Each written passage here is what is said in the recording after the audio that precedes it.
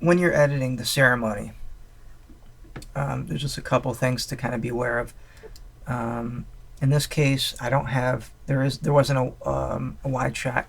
There is one on a tripod up there, but it didn't seem to work out.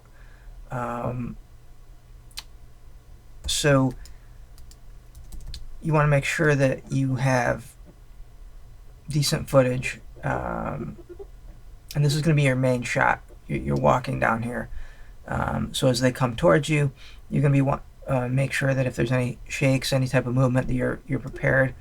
In this case, we end up using just a cutaway B-roll of the groom. Now it follows continuity, so it kind of fits in where it should, but it allows us to transition into here. So here comes a bride. So that allows us to kind of cut back for shaky shots. Couldn't get around it completely. Definitely a reason why you have to make sure that your wide shot is working, that you're recording, and it's a good shot, because you definitely need it. But then be aware that they will come around, and right about here is when you're going to transition into your next spot.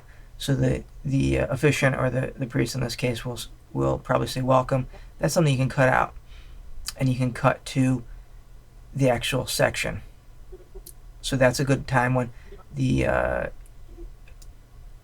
shooter's going to walk around and get in the center aisle, and for that shot right there.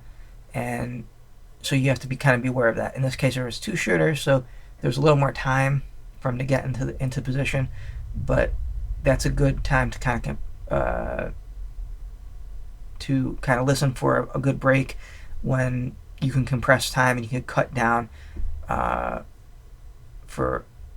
get to where the priest is talking.